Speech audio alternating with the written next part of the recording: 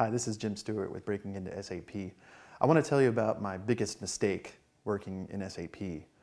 And clearly today I enjoy clients. I enjoy working with clients that I love, and I can pick and choose my projects, my contracts based on their location.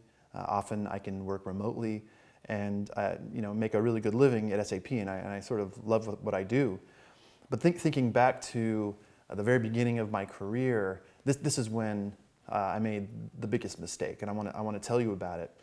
I spent several years just really frozen and paralyzed, worrying and wondering, did I know enough? Did I have what it takes to break into SAP, to apply for my first SAP job?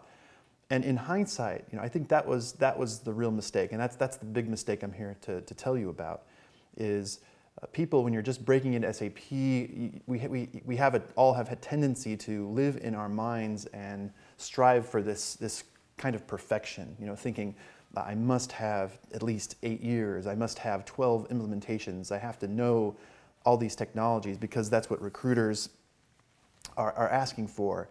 And we spend so much time in our heads analyzing, and there's a word for this is paralysis by analysis. It's just over-analyzing things.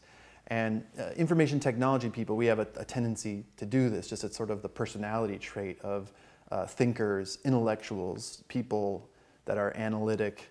We tend to just overthink things, and sometimes it's okay to apply for a job. So many of my students ask, they say, Jim, am I ready? Do I have enough experience? Do I know enough? And with few exceptions, the answer is usually yes. And the reason is, you can think about, there's a famous war philosopher that says, no battle plan survives contact with the enemy.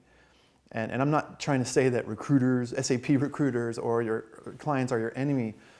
But if you think about no battle plan survives contact with the enemy, it means you could lay out all these very specific, precise battle plans, but as soon as somebody's like firing a gun at you, everything is kind of thrown out the window, and the battle commences chaotic, in chaos somehow.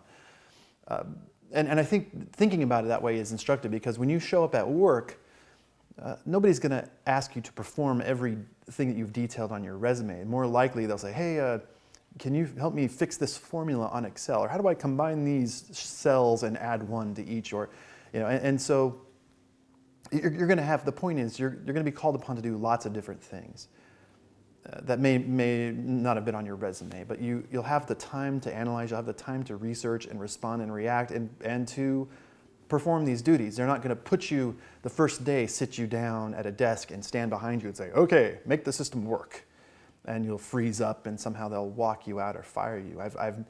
I've never seen that in working in information technology for 20 years. I've never seen it, not once, ever. So that biggest mistake that I made was being in my head, striving for some sort of perfection that doesn't really exist, and being paralyzed to the point of not being able to take action and move forward in my career. When in reality, I could have progressed much sooner to be a project manager or to be a lead, because I knew enough, and I think the chances are that you know enough too, and that maybe you're holding yourself back by striving for some perfection, or you have some self-doubt that's holding you back. So my biggest mistake was worrying too much and about perfection, and I hope this helps you understand how it is we go about working and moving up in our careers in IT. So I hope this was helpful.